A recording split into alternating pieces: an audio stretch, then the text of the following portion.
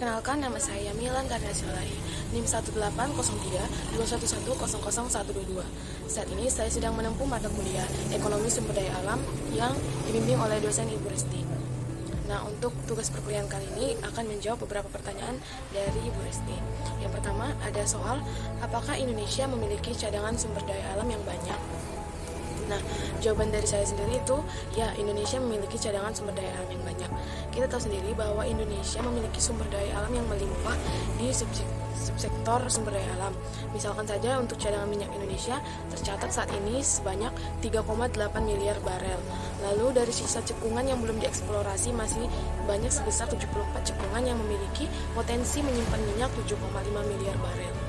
Nah, selain minyak, Indonesia tercatat memiliki cadangan gas sebanyak 135,55 triliun standar kubik feet. Namun, meskipun saat ini kekayaan alam tersebut melimpah jumlahnya di sekitar kita, kita juga perlu mengatur penggunaannya agar kekayaan alam tersebut dapat terus berkelanjutan sampai ke generasi mendatang. Sedangkan sumber daya alam yang tidak dapat diperbarui jumlahnya sangat terbatas di alam. Nah, sumber daya jenis ini memerlukan waktu yang sangat lama dalam pembentukannya, sehingga jika digunakan terus-menerus akan cepat habis. Seperti bahan-bahan tambang minyak bumi, emas, besi, dan berbagai bahan tambang lainnya. Nah, saat ini kita sering mendengar berita tentang kelangkaan energi fosil seperti kelangkaan BBM di SPBU, menghilangnya gas LPG, hingga pembatasan pembelian BBM maupun gas bersubsidi di masyarakat. Dari peristiwa tersebut secara jelas menunjukkan bahwa energi fosil memiliki keterbatasan, sedangkan kondisi masyarakat kita telah terlanjur bergantung dengan energi tersebut. Begitu juga dengan hutan. Saat ini juga banyak sekali penebangan liar yang mengakibatkan hilangnya sumber daya alam hayati seperti tumbuhan dan hewan yang bahkan banyak mengalami kepunahan. Di sini masyarakat dituntut kesadarannya dan juga pemerintah dituntut untuk sama-sama berusaha mengelola sumber daya alam tersebut secara bijak agar dapat terus digunakan hingga ke generasi mendatang. Selanjutnya untuk pertanyaan, bagaimana sikap terhadap deflasi dan kelangkaan? Nah, permasalahan pengelolaan sumber daya saat ini menjadi sangat penting dalam pembangunan ekonomi pada masa kini dan masa yang akan datang. Di lain pihak, sumber daya alam tersebut telah banyak mengalami kerusakan-kerusakan terutama berkaitan dengan cara-cara eksploitasi guna mencapai tujuan bisnis dan ekonomi. Dalam laporan PBB pada tahun 2000 telah mencapai 5 jenis kerusakan ekosistem yang terancam mencapai limitnya, yaitu meliputi ekosistem kawasan pantai dan sumber daya bahari, ekosistem lahan pertanian, ekosistem air tawar, ekosistem padang rumput, dan ekosistem hutan.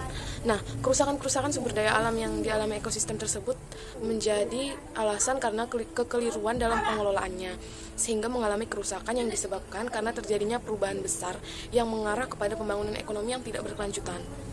Nah, selanjutnya, dari sudut ekonomi, meskipun pertumbuhan ekonomi secara potensial dapat mendorong suatu negara ke arah kemampuan untuk mengatasi permasalahan yang menyangkut pelestarian sumber daya alam secara lebih efektif, namun dari pelajaran dan pengalaman-pengalaman yang berasal dari banyak negara-negara dan wilayah, telah diperoleh kesan yang menunjukkan bahwa menurut kenyataan yang terjadi menunjukkan bahwa lebih banyak pengalaman yang menemui kegagalan-kegagalan dalam mengatasi masalah pengelolaan sumber daya tersebut daripada yang telah berhasil.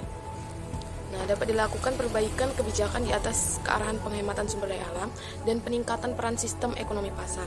Maka pertumbuhan ekonomi akan menjadi lambat, sedangkan kemiskinan akan menjadi semakin luas. Sehingga jika dibiarkan pertumbuhan penduduk yang terus meningkat dan sumber daya alam yang akan mengalami pengurasan, maka pada akhirnya lingkungan hidup akan menjadi semakin jelek dan kualitas kehidupan manusia yang menjadi semakin menurun. Nah, seharusnya konservasi dapat dilangsungkan secara mantap yang dapat memperbarui dan memperbaiki lingkungan hidup yang telah rusak tersebut, serta pada gilirannya akan memperbaiki tingkat kesejahteraan masyarakat secara luas. Selanjutnya adalah bagaimana pendapat mengenai eksploitasi untuk tujuan pembangunan. Nah, pendapat saya sendiri mengenai eksploitasi untuk tujuan pembangunan ini sebenarnya tidak baik atau tidak seharusnya dilakukan, karena sumber daya alam itu sendiri kita tahu memiliki batas, apalagi seperti sumber daya alam yang tidak dapat diperbarui. Nah, untuk proses ekonomi sendiri sebenarnya tidak masalah dilakukan dengan menggunakan sumber daya alam yang ada. Namun kita harus tahu batasan-batasan atau perlindungan yang dapat dilakukan untuk sumber daya alam dan lingkungan itu tersebut.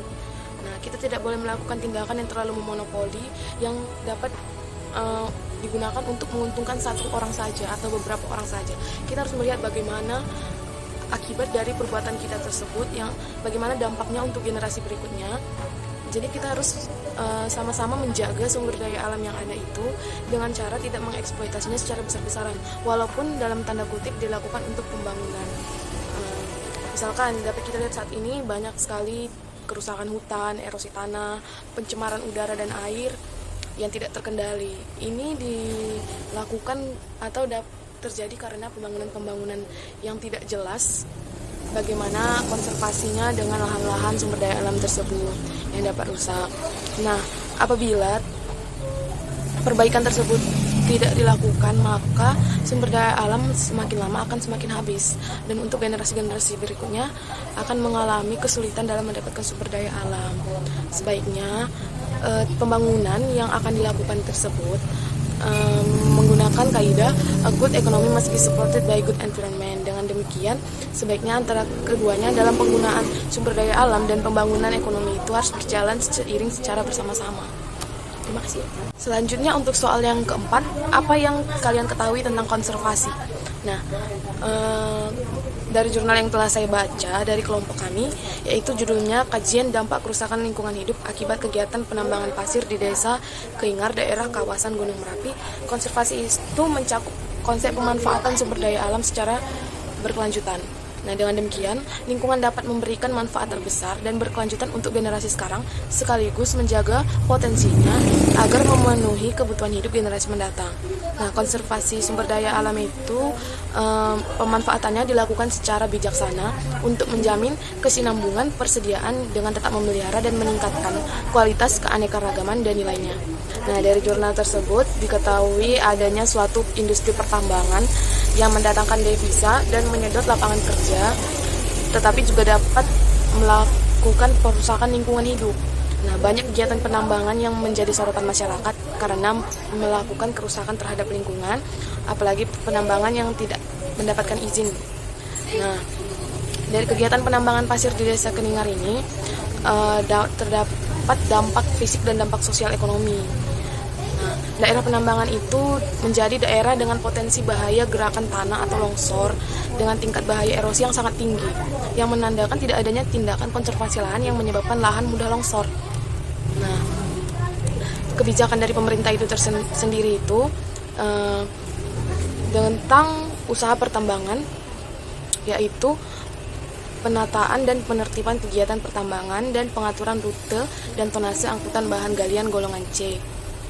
Nah, dari jurnal tersebut, peraturan perundang-undangan tersebut sudah cukup baik dan memadai sebagai landasan dalam rangka pengelolaan pertambangan pasir yang berwawasan lingkungan.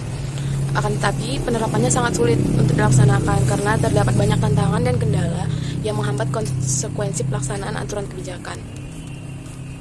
Nah, pada prinsipnya pengaturan kebijakan pemerintah itu mengupayakan suatu sistem pengelolaan penambangan yang berwawasan lingkungan dan menjaga keseimbangan material yang terambil di bagian hulu.